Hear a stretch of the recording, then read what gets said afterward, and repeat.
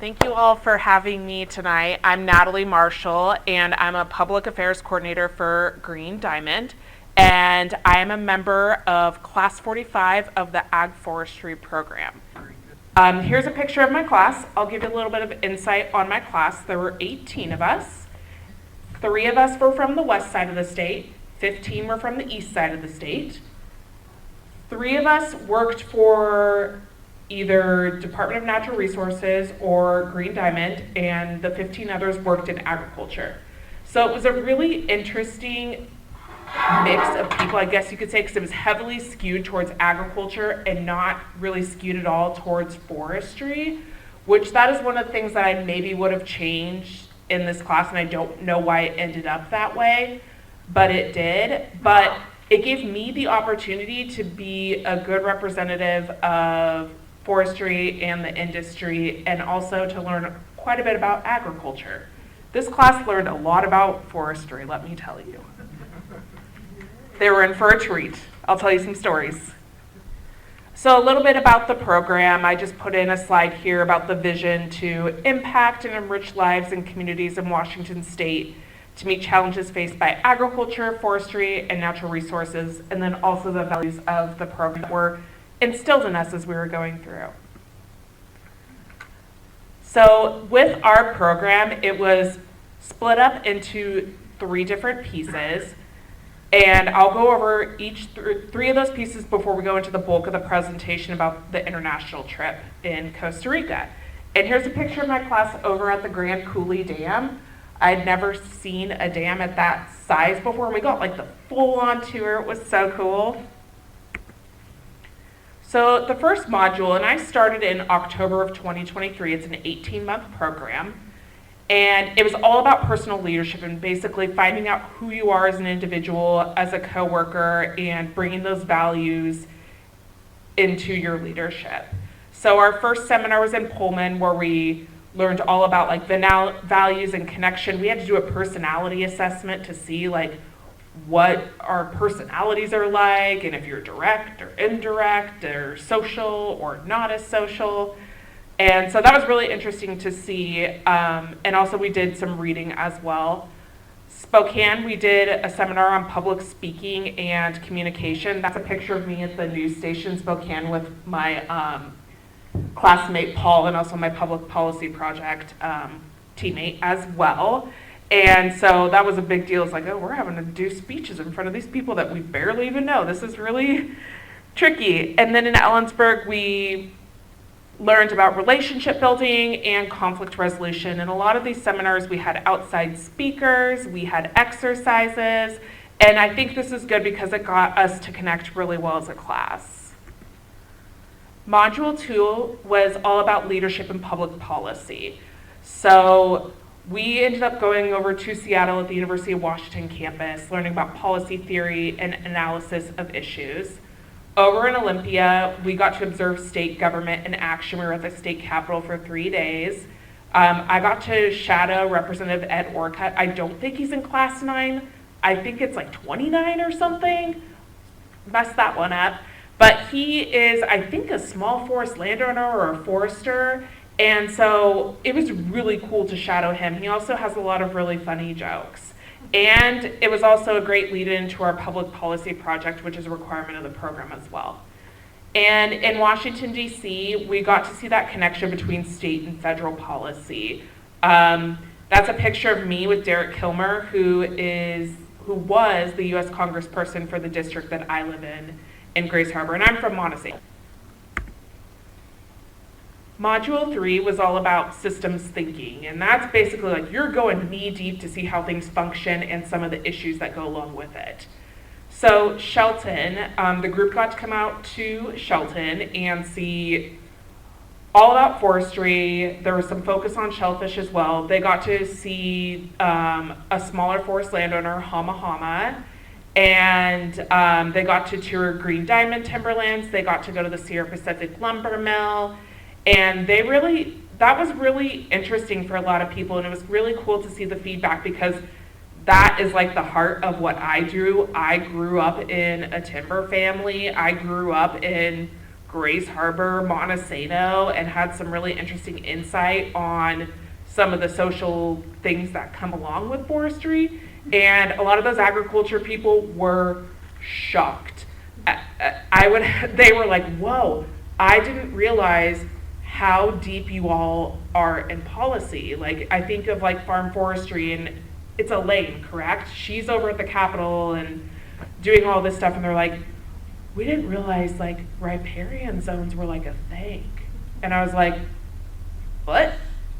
They're like, yeah, I didn't know like 20% of your timberland is basically not harvestable because of riparian zones. I'm like, yeah.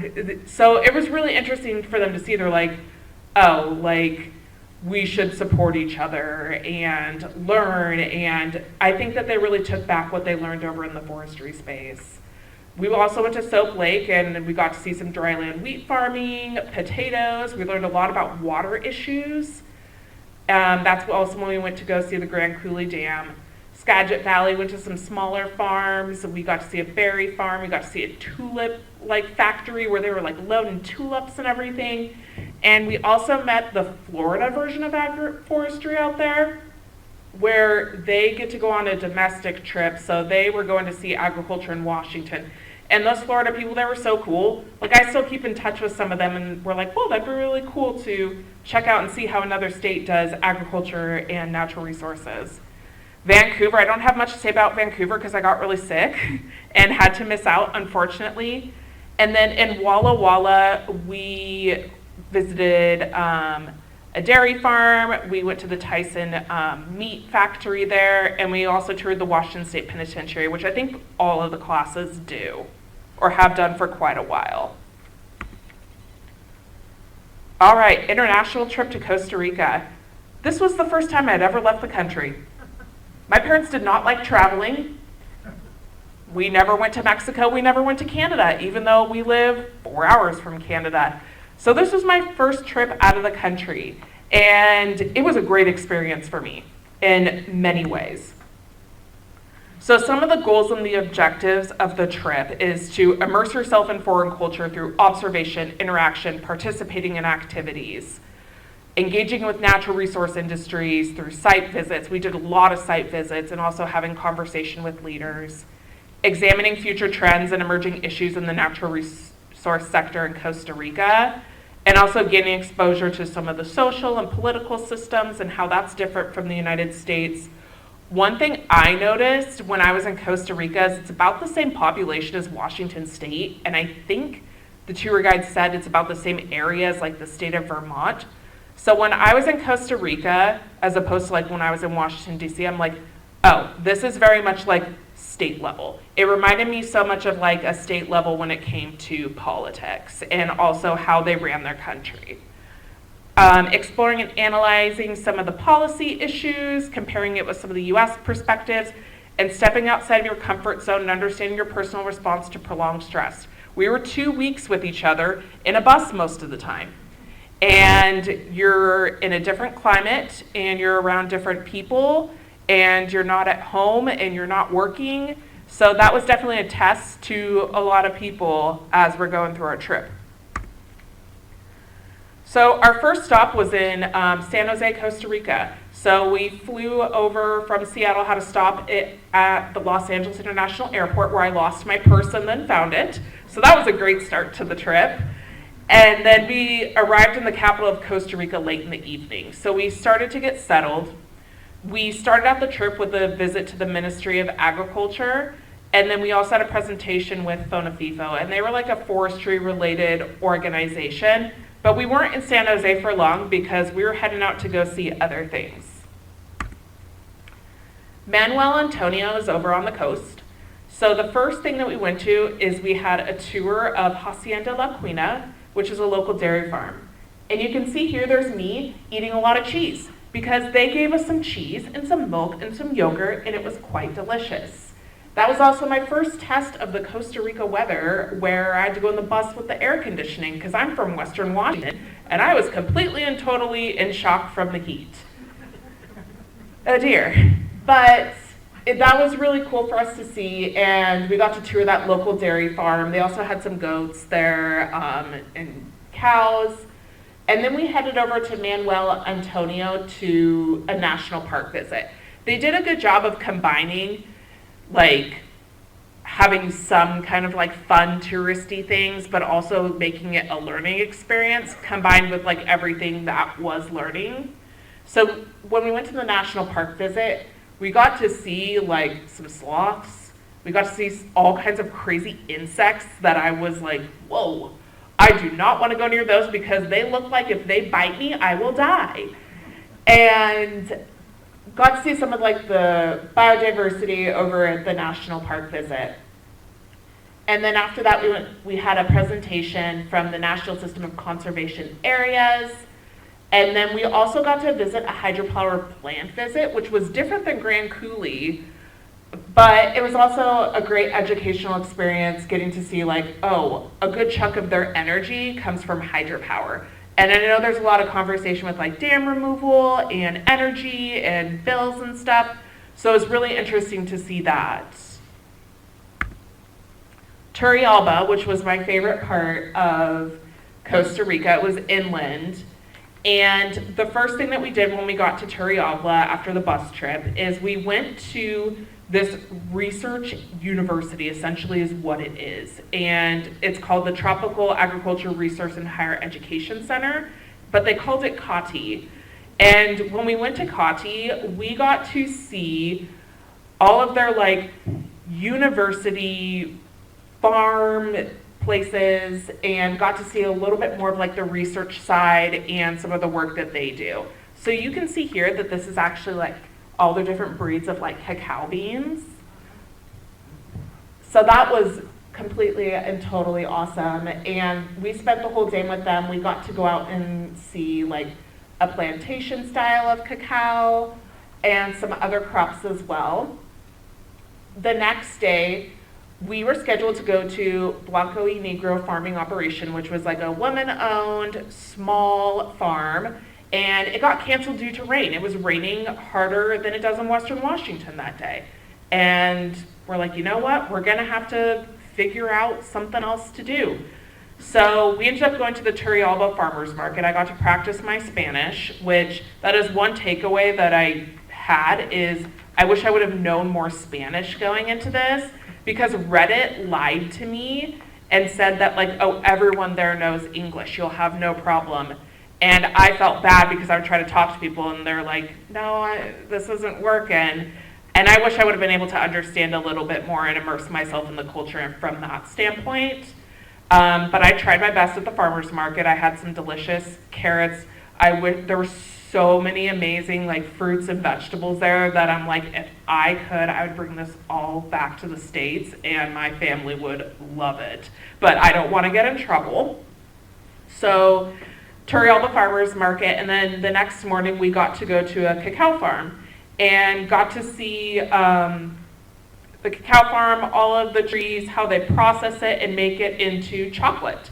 And we actually got to make our own chocolate bars, and I loaded up and bought tons of chocolate to bring back to my family, and they were so excited.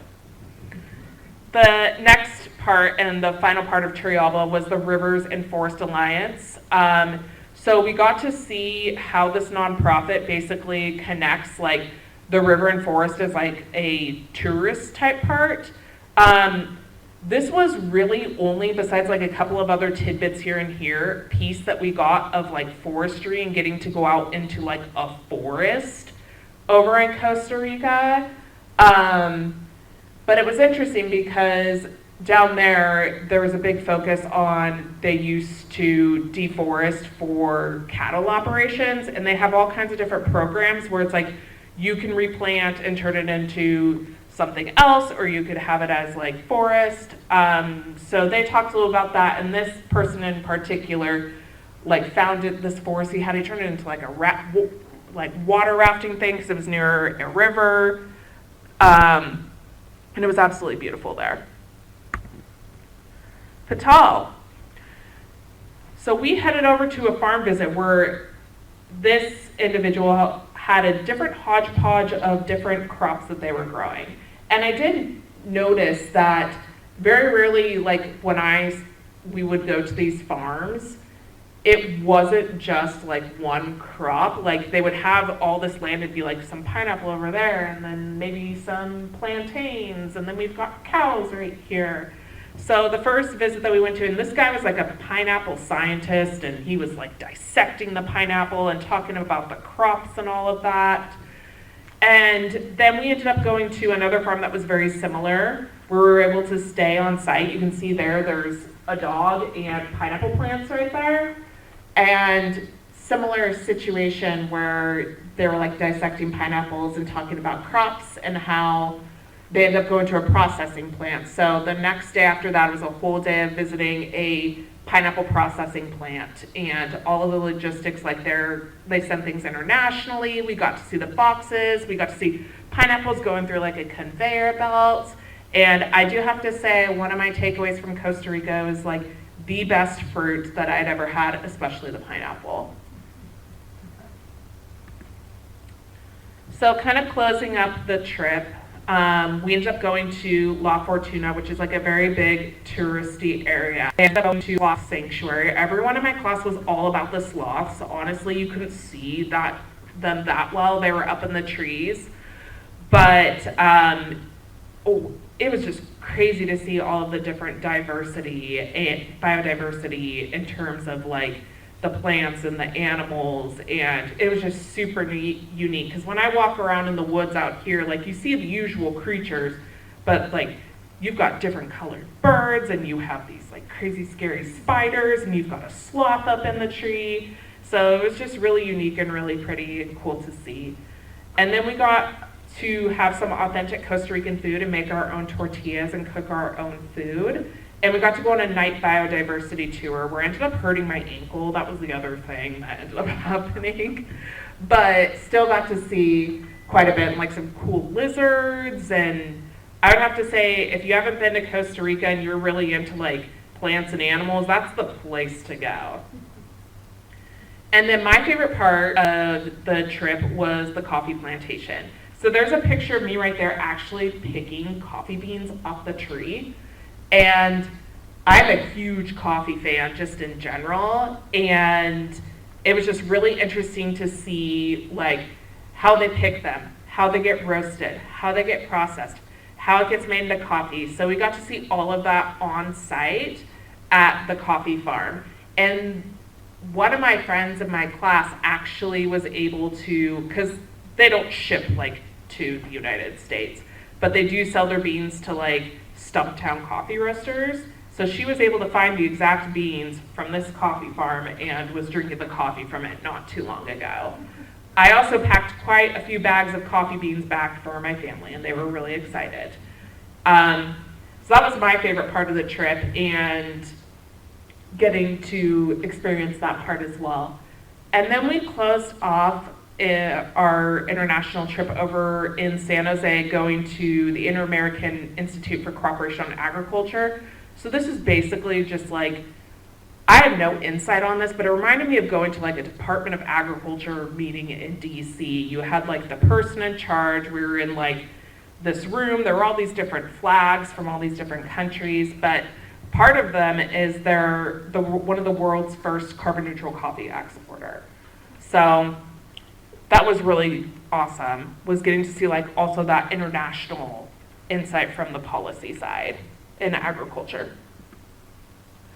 So I want to finish off the presentation by talking about the public policy project that we had to do and also graduation. So at the beginning of the program, did any of you have to do a policy project? Yeah. So they pair you with other people in the class based off the personality test that have different personalities than you and different interests. And I met the group like I don't think it's the second or third seminar, and was like, okay, this is going to be interesting. But we ended up working really, really well together. So it was me working for Green Diamond, and then Cody next to me, it works for Washington Tree Fruit. So he works for an apple farmer as like a supervisor. Paul, over to the right of him, works for the state contract district, and he's from Bellingham. And then Stacy, over on the far right, is a dryland wheat farmer. different perspectives, different locations, different personalities, and they do that intentionally so you can learn to work together. So we ended up doing a project based off of peer-reviewed journals. I had no interest in this topic whatsoever. I wanted to do a public policy on biochar. I even talked to Elaine O'Neill about it, and I'm like, help me, please. And she had all these grand ideas, but my group was like, no, maybe we should do this. But it ended up working out, and it ended up being a great learning experience for all of us. So we drafted legislation as a group, and we also had help from Ag Forestry alumni and many collaborators. And this bill essentially formed a consortium for research for peer-reviewed journals for different agencies in the state of Washington. So we did a bill to do a case study on that. And I was like, why like this? But somewhere like Green Diamond, we work with Department of Natural Resources, Department of Ecology, Department of Fish and Wildlife on their research. And if they're spending a lot of money on finding peer-reviewed journals and research, that affects us. So I was like, okay, like this is a really cool idea. So I ended up using my Ag Forestry connections to work with Andrew Engel. He's a state representative from Colville, and he was in class 43, and he's like, oh yes, the policy project. But he was the one that put the bill forward, and he was our main sponsor for us. And I was just like, hey, like this program gets you connected to people. You never know when you might run into someone or have a question or need that connection, and you're able to work together and you have that common bond from Ag Forestry. And it ended up passing unanimously and was signed by the governor in April, around the same time that we graduated from the program. So our group that I didn't know if we would make it, we ended up helping put a bill through the legislature in the state of Washington. So that was like a good end to the program after our great trip to Costa Rica. And I would have to say before I finish the presentation is just kind of talking about like some of the main takeaways that I got from the program and also from the international trip and the policy project. And I know we're running short on time here, so I'll make it super quick. I learned a lot about agriculture and learned that we're very similar in some ways. I was telling my class, I'm like, hey, plant, grow, and harvest trees to be made into wood products. It's like planting an apple tree. You harvest the apples. You send them over to the mill, aka the processing place, and then they get shipped off over to the grocery store for someone to buy, similar to lumber. And getting to see all the different perspectives and meet a great group of people was just completely invaluable. And of course, one of the main things in the program, and it's said on the things about Costa Rica, is getting out of your comfort zone. That was instrumental for me for just being a little bit more confident and able to communicate as well. And then overall from the international trip, it was so cool to learn about a different culture. It's been the first time I left the country. And also, like I said, it was interesting because it was very comparable to a state government and that level, but they're also doing international business. And then getting to learn and see how different countries do business and international policy was very beneficial. So I'd have to say overall, like 18th month commitment, it was basically a week a month being away from work and being away from family and friends, but it was so worth it because I gained a lot out of it. I have a couple friends in this group that I still see and still talk with basically all the time, and it's like, hey, I got a cool friend out of it too. But career-wise and professionally, it was just definitely worth it. So, well, thank you so much.